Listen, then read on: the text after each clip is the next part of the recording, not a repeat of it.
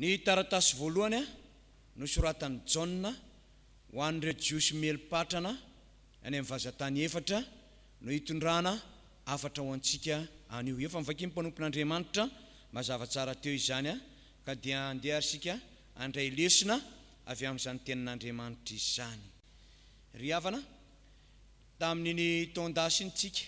dia niaina sy mivelona tamin'ny lohahevitra maro dia maro ary samy nambara tamintsika isam-bolana izany ka nandraisantsika lesona.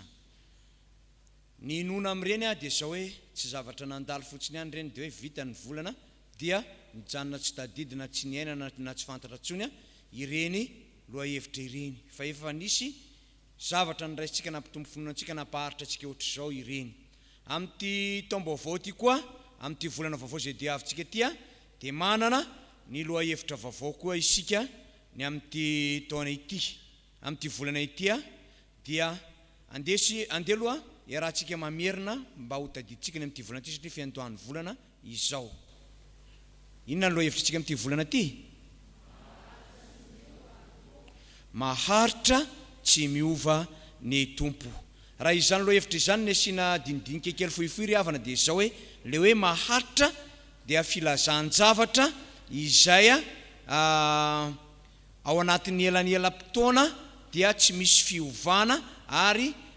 tsy misy fiamorana fa dia miroso hatrany ary maharitra. Zay ny ilazana hoe maharitra tsy miova Andriamanitra, fa anisan'ny toetra n'Andriamanitra koa izany maharitra sady tsy miova izany satria izy lefa nisy hatrizay ka ho mandrakizay, izy lefa nisy taloha sy ankehitriny ary ny hoavy. Toetra n'Andriamanitra izany, ka ireo toetra rehetra izay manamarika amin'ny fiainan'Andriamanitra dia ao anatin'izany hoe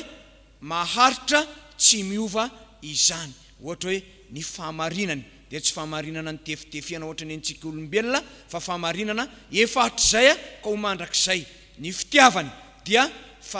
fitiavana tsy ohatra ny antsika olombelona ihany koa, fa fitiavana efa nisy hatrizay ka ho mandrakizay. Ny fahamasinany dia efa toetra tao aminy efa nisy hatrizay ka ho mandrakizay. Tahaka izany koa ny Andriamanitra be famindrapo azy dia efa toetra tao aminy ary mbola maharitra hatramin'izao andro iainantsika izao mbola be famindrapo ny Andriamanitra ivavahantsika. Raha ity teksta manokana izay notsongona avy tao amin'ny asa soratry Jaona ty koa ry havana ny apitsika resaka kely dia izao hoe i Jaona apôstôly no nanoratra azy dia araka ny efa voambara teo nosoratana ho an'ireo jiosy izay melipatrana any am-pelezana rehetra eny. Ny asa soratry Jaona moa no asa soratra faharoa maro amin'ireo taratasy ato amin'ny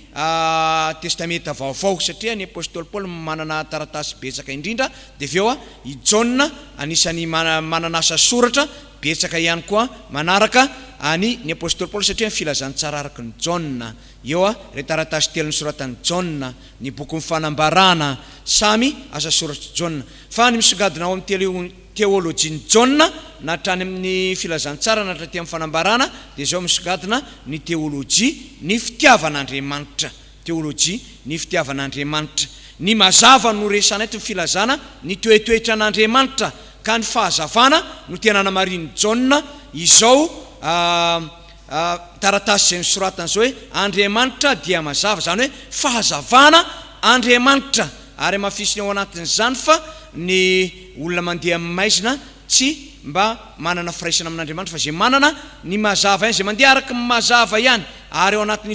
fahazavana ry havana dia izao hoe entina ilazana zavatra ara-panahy le fahazavana ohatrohatra hoe ny amin'ny lafiny fahamasinana, ny fahatsaranana, ny fahadiovana sy ny fahamarinana. Zay ny ilazana hoe mazava, ny tontolo ny fahatsarana rehetra avy amin'Andriamanitra no ilazana ny hoe mazavana amin'ny fahazavana. Fa le aizina kosa dia entina ilazana izao tontolo izao, ny fomban'izao tontolo izao, ny filan-dratsy ilazana, ny faratsiana maro samihafa zay hita eo amin'izao tontolo izao. Ao anatin'izany ary ry havana no ndeha hanasongadiana antsika fa voalaza ato mantsy hoe olona mandeha amin'ny mazava sy ny olona mandeha amin'ny maizina. Koa ndeha omentsika lohahevitra zao toriteny izao manao hoe ny olona mandeha amin'ny mazava. Ny olona mandeha amin'ny mazava ry havana voalohany dia manana firaisana amin'Andriamanitra. Ny olona mandeha amin'ny mazava dia manana firaisana amin'Andriamanitra. Hitantsika eo amin'io 5 moa zany ry havana, zany hoe zay miteny hoe Andriamanitra dia mazava ary tsy misy maizina ao aminy. Raha hoy isika manana firaisana aminy isika kanefa mandeha amin'ny maizina dia mandainga isika ka tsy manao ny marina. Zany hoe ny olona mandeha mazava manana firaisana amin'Andriamanitra. Mazava ho azy araka zany ny ry havana milaza Jaona eto fa mazava Andriamanitra maneho zany fa madio, marina ary manana famasinana. Tsy misy fandraisany amin'ny maizina mihitsy ary ahiliky Jaona tanteraka ny olona milaza anazy ho manana firaisana amin'Andriamanitra kanefa mandeha amin'ny maizina. Tsy mitombona zany ozy izy satria raha olona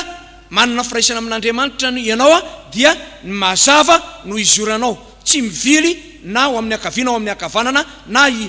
isokosoko ho any amin'ny maizina fa tena masamizotra amin'ny lalam-pahazavana. Ary tahaka izany tokoa ny ry havana ny olona efa zatra ao amin'ny maizina raha tarafin'ny tara-pahazavana na hoe sendra tafatsirobaka any amin'ny lalan'ny mazava any dia zao hoe lasa kondrakondrafana izy. Ataoko hoe ohatra fotsiny fa tsy tsika tsy zanako maizina tsika, ohatra fotsiny hoe sika raha vao anatin'ny torimaso maizina no nisy mazava tampoka ka taitra dia ohatra ny tsy arisaina zany tsika. Dia ohatra zany ny avy ao amin'ny maizina tarafiny fahazavanan'Andriamanitra tsy maintsy ohatra ny daladala zany no fijerena azy. Ozy mantsy no ohabolana nigeriana iray hoe tsy mahay miaraka na oviana ny akanjo fotsy sy ny loto. Mazava ho azy zany raha akanjo fotsy ohatra ny retrobina dia konina mamirapiratra be reto ny asiana loto kely to dia misogadina be maloto zany to dia hita be ny loto mitombona izany. Dia tahak'izay koa tsy mahay miaraka ny mazava sy ny aizina. Fa izao sy ianao kristianina ankehitriny izay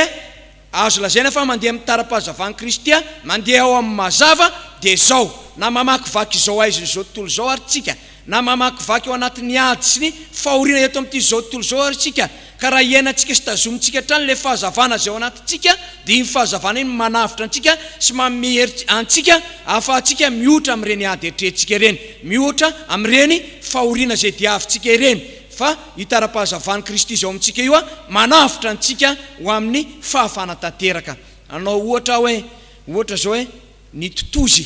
mafantatra totozy dao lengma antsika voalavo kely ireny izy, dia zao hoe ampiana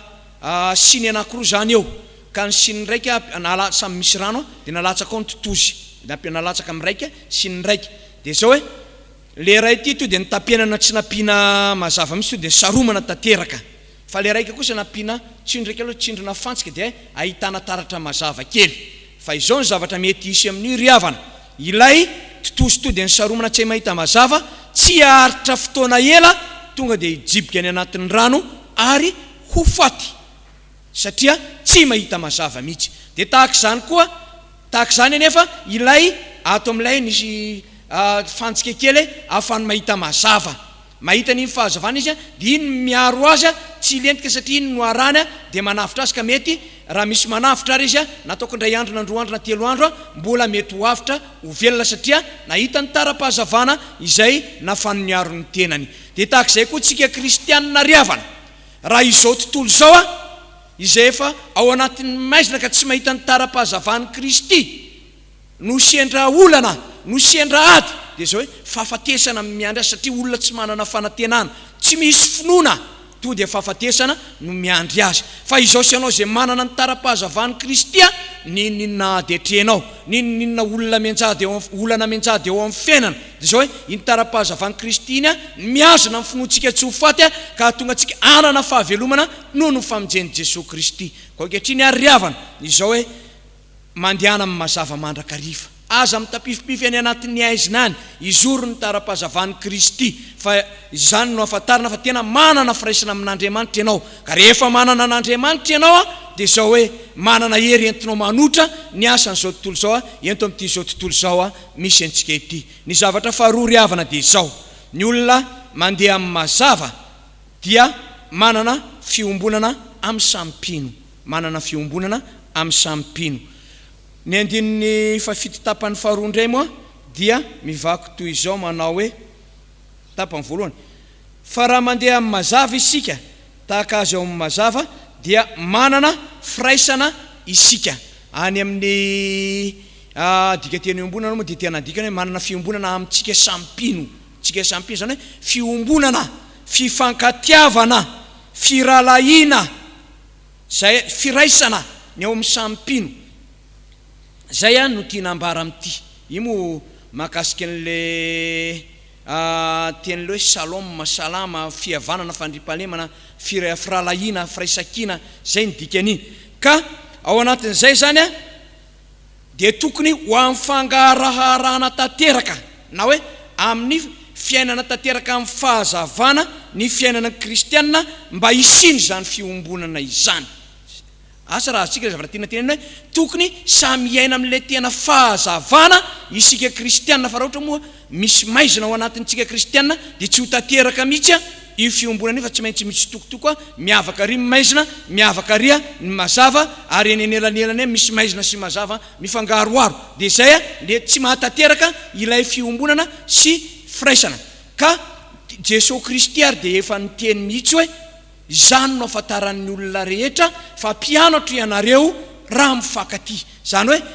ifitiavana ohatra napetraka Jesosy Kristy io le fitiavana izay ohatra velona avy aminy dia le fitiavana tao amin'Andriamanitra ka nandrano zanan'ilay tokana tsy nitandrovany izay rehetra sarobidy teo aminy fa nalevany ho famonjena isanao dia zay le tiany iainantsika sy velomantsika amin'ny fiombonana fa tsy le fitiavana tahaka ny antsika olombelona hoe tiako satria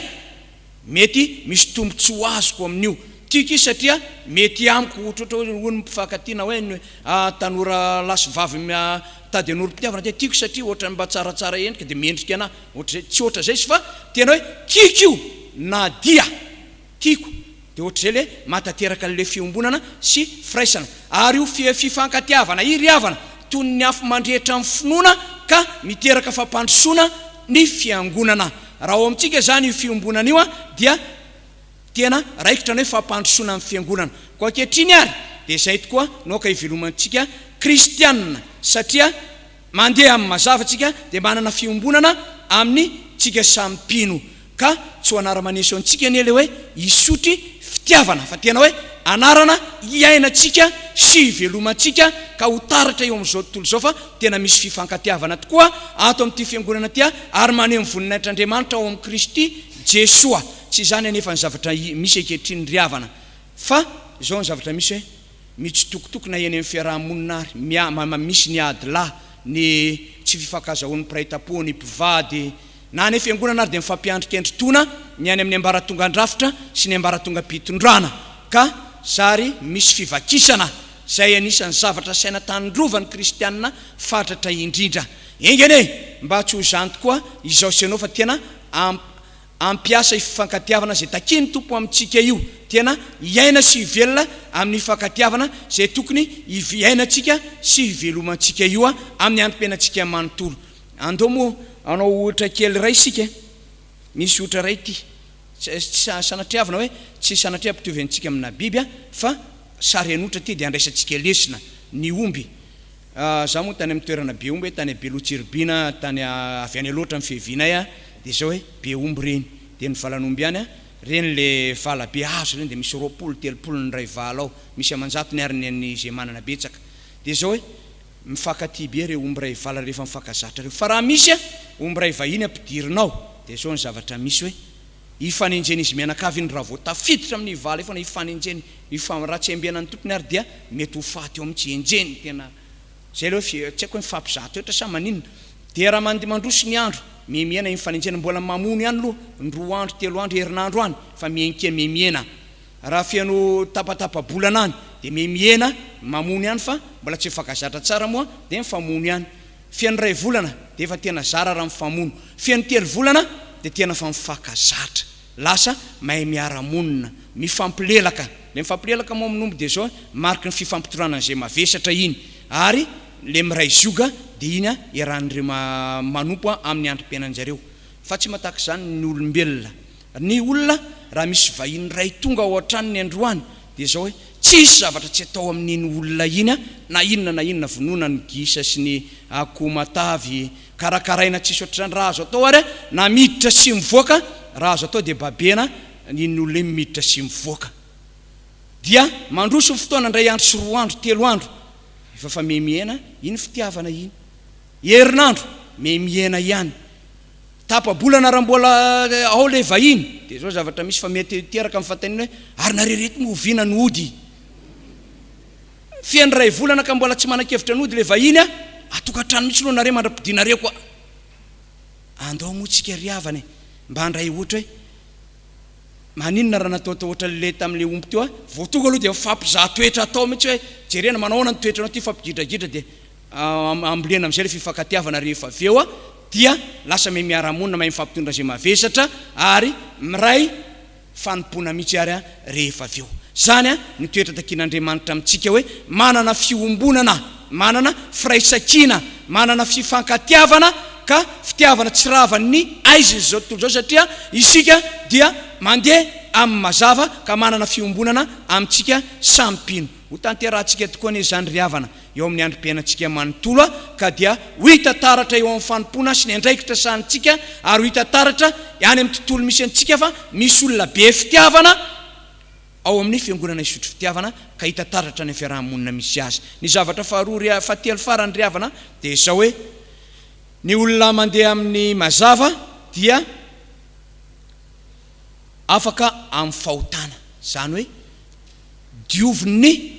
rany Jesosy Kristy eo amin'ny andininy fafito tapany manaraka sy ny favalo sy ny manaraka moa zany dia misy an'izao manao hoe manana firaisana isika ary ny rany Jesosy zanany no manadio antsika ho afaka amin'ny ota rehetra eo ambany koa ary mbola misy hoe raha ho isika tsy manana ota isika dia mamita tena ary ny marina tsy ao anatintsika dia toy izany eo ambany hany hoe raha maiky ny fahotantsika isika dia matoky sy marina Andriamanitra ka manafaka antsika sy manadio antsika ho afaka amin'ny tsy famarinantsika rehetra zany hoe zay olona mandeha eo amin'ny mazava zany hoe ile manana firaisana amin'Andriamanitra manana fiombonana amin'ny Jesosy Kristy zay le asan'i Jesosy Kristy taty ambony tany moa ampiavana ny olona amin'Andriamanitra ary ampiavana ny olona samy olona zay hevitra teolojika ny ty azo fijaliana ato afarantsika ato ty dia mazava ho azy fa raha mandeha eo amin'ny mazava dia afany rany Jesosy Kristy dioviny rany Jesosy Kristy izy satria ny tara-pahazavany Kristy izay ao aminy ny manafaka azy amin'izany fahotana izany fa raha mizotra sy milomano ao anatin'ny maizina sarotra ny hanadiovan'Andriamanitra izany olona izany fa miaina sy mivelona amin'ny fahotana ary zay mahatonga ny Jaona itiany hoe raha milaza isika fa tsy manana ota dia mandainga isika ary marina tsy ao anatintsika inona moa ny tiana tenenao anatin'izany riavana fibebahana no tiana horesana ao anatin'izany ka ao anatin'izany zany dia mila fahatserovatena mandrakariva ary le fibebahana moa dia hoe fiovankevitra matotra ka le fahamatorana dia zao hoe zao teo aloha tsapako fa tsy mety iny miverina amin'ny lalaka iny miala amin'ny lalaka iny mandeha mitady lalana tsara dia le lalana sy fahamarinana ary fiainana koa izany riavana ny fanetretehana izany nefa sarotra amin'izao vanin'andriainantsika izao hoe ny ainana izany fanetretehana izany satria nahoana manamary tena ny olona zao hoe mpanamary tena tsy manaiky diso mizaozao toetra ny olona zany ny ana moa ny asa tena nahitako mangiry firy teo amin'ny fitondram-piangonana dia zao hoe mandamina ady ary matetika iny ny ahitana olana tena ilandroan'ny fiangonana le mandamina ady rehefa mandamina dia aveo dia tsy mety amin'le fandaminana zany hoe zareo moa samy milaza tena nomarina dia lasa ohatrany tsy manaiky le fandaminana zany ka izao ny olana ao anatin'izany miady ny mpiray-tapo miady ny mpivady rehefa tonga eo aminao samy milaza ny olana hoe satria ampidirana tsirairay aloha mialohan'ny andravona anazy dia izy mihitsy ny pastera ny diso izy mihitsy ny tena manao an'zao ny toetrany tonga koa ny lehilahy any dia tena ivadika eny ka ohatrohatrotra zao tena diso mihitsy ohatrao dia zao moa ny valiteny ataoko amin'izay tena miala raha izany fa honanao miala pastera ka nareo aroa samy marina ka inona tsony nidirako amin'izany fa miala dia tonga koa ny mpiray-tapo ny mpiarahamonina miady dia ohatra zay samy milaza marina daholo dia inona tsony nidirana ary tsy zay ihany mety hiala fa Andriamanitra mety hiala raha misedra toy izany satria nahoana ny olana ny olona omen'Andriamanitra fanadiovana sy famelan-kely koa dia izay mahatsiaro ny fahotany izay olona mibebaka marina fa tsy ny olona manamary tena sy ny olona mizingizina amin'ny heviny koa kehitriny ry havana dia zao hoe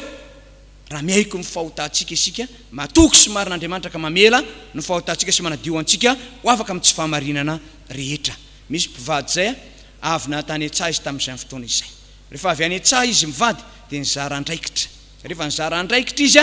dia hoe andananao rangahy mividy petrôla fa ohatrany tsisy jiro ato amintsika ato any ambanivohitra moa le tantaran'iseho. Le ramatoa nandeha naka rano tatao siny. Tonga aloha rangahy dia napetrany ampovoatra any le petrôla. Niditra ramatoa ary rehefa niditra ramatoa voadaka le petrôla nitobaka. Dia hita le petrôla nitobaka teo dia nitoraka tany amin'ny tongotry le rangahy izy tena diso fa tsy mijery lalana fona aminao avy any koa le rangahy dia nitoraka tany tongotry le vady ka nanao tena za mihitsy nidiso tena zany mitapetrapetraka tena diso tsy anao nidiso koa ianao tsy anao mihitsy nidiso fa ndeha moa ry havana ho avadikitsika kely zany resaka zany hoe ianao mihitsy nidiso ianao mihitsy ka ianao mihitsy fa inona mety ho toin'izany fiainana izany na le takariva mafinaritra rehefa aveo ary mety ho simbaka ndray mety atory any an-dakozia ndray atory any amin'ny trano lehibe vokatry n'inona tsy fanetretena fa rehefa manetriteny ianao milamina daholo ny zavatra rehetra Andriamanitra mindra fo sy amielaelo koa anao koa kehitriny ry havana dia zao hoe ny olona mandeha eo amin'ny mazava dia afaka amin'ny fahotana satria dioviny rason'i Jesosy Kristy koa eto ampamaranana izao toriteny izao ary dia zao no afatra ho antsika mandehana amin'ny mazava mandrakariva aza mitapifipify ao anatin'ny aizina fa tsy azo fienina ny tanàna izay miorina eo atendrombohitra dia izao sy ianao zay efa vita fanekena nalana avy eo amin'ny maizina ho ao amin'ny fahazavana mahagaga dia izory izany tara-pahazavany Kristy izany fa izany no hitarafana anao kristianina io hoe manana firaisana amin'Andriamanitra ianao raha tsy molakolaka makany amin'ny fanaon'izao tontolo izao raha tsy mandeha any amin'ny filany maso sy ny filany nofo nyreka momba izao fiainana izao dia zany ny tarafana fa manana firaisana amin'Andriamanitra ianao mandeha amin'ny mazava ihany koa ianao rehefa manana fiombonana ny sampino amafisy ny fiombonana aza manaka an'izay rehetra tsy tia fiombonana sy tsy tia firaisan-kina fa nanoabolantsika malagasy ary ne dia efa miteny hoe zay misaraka vato fa zay mitambatra vato fa zay misaraka fasika milaza hery lehibe zany ho an'izay manana fiombonana sy firaisan-kina koa maiza miombona ry kristianina Jesosy zay mety ho fitsitokotokoana fizarazarana ary ny tsy fifakazahoana rehetra fa rehefa mandeha mazava ianao dia afaka amin'ny fahotana satria dioviny rason'i Kristy ka raha mizingizina amin'ny hevitra nefa dia tsy ho azo zany famialan-kely koa sy fanadiovan'ny rason'i Kristy izany ka okary isika amin'ny androm-piainantsika manontolo samy hetsapa fa isika zay afaka amin'ny ota dia tarafiny fahazavany Kristy ka mandeha amin'ny mazavatra any dia misy fiombonana tsara eo amin'ny sampino ary tsara fifandraisana amin'Andriamanitra ka afaka amin'ny fahotana satria dioviny rason'i Kristy. Amaranako tanteraka ny toriteny dia fiaraha-miasan'ny diakonina natao ny fiangonana iray moa ity tsy mifakahazy le diakonina raiky alahy sy ny président diakonina tena tsy tiany mihitsy le président diakonina elaela aloha izy mbola nanompo teo fa rehefa tena ela niala tamin'ny fiangonana izy tsy mivavaka tsony mihitsy izy dia zao ny teny ny vadiny fa manina anao tsy mivavaka raha mbola président diakonina iny ao izy za tsy hivavaka ao tsony tonga ny diakonina rahalahy sy ny anabavy rehetra tonga mampahery za raha mbola président diakonina reno izy tsy hivavaka ao tsony ahy tonga mpitandrina mandeha mamangy mampahery za tsy hivavaka tsony raha mbola io nitoy ary ny fiainana ny antso fivirina amin'ny firamina nandeha namonjy satria misy zanany mianatra tao amin'ny bebe dia tonga voaniditra amin'ny varavarana izy dia hitany koa le président diakonina kay mbola président firamina atao afindrako ny zanako raha ino président firamina eto izy mitoy ny fiainana dia mbola tany amin'ny février-pokotany koa ny antso fivirina amin'ny président fokotany tonga teo isika jeremy mbola iny ihany koa président fokotany teo zay ifindramonina raha mbola iny président fokotany eto fa za tsy ara iaina amin'ny mihitsy tonga ary Jesosy Kristy zay andrasantsika mino rehetra rehefa tonga Jesosy Kristy miara-mizotra isika ho any Jerusalema vaovao nandeha tonga teo amin'ny vavadin'ny lanitra inona ny zavatra nisy président diakonina ny tonga voalohany teo amin'ny akaiky seza fiandrianan'i Jesosy Kristy dia nijery koa zany le rangahy dia hoe io izy dia ahoana izy mety ho valy tenany koa raha fa mahita an'io za koa tsy ho satria io izy fa io koa inona moa tiana ambara amin'izany ry havana ny tiana ambara amin'izany eny dia zao hoe ny tsy fifankahazahoana fanaovana andolom-pony tsy fifankatiavana dia manimba ilay tanjona tsara amin'ny maha-kristianina anao satria tsy misy kristianina ka tsy hanana tanjona ao amin'ny fiainana mandrakizay tanjona iray ny notratrarintsika hoe azo mbola mafisina ihany koa ary zany aminao hoe latabatra iray ny rahantsika manantona kapoaka iray ny fampizarantsika mofo iray ny fanapahantsika ka ampiana fitsitokotokoana sy fisaratsarahana ave tsy ilay ampiombonina ny hery iarahantsika mizotra ho any amin'ny fanjakan'Andriamanitra ampandeferina ny ampo-rehetra mahireza sy matanjary havana fa aleo mandeha amin'ny mazavatra any mba ahafantarana fa manana firaisana amin'Andriamanitra ianao dia amafisy ny fiombonany sampino dia ho afaka amin'ny fahotana ianao ho an'Andriamanitra ny voninahitra ho antsika ny fiadanany amen.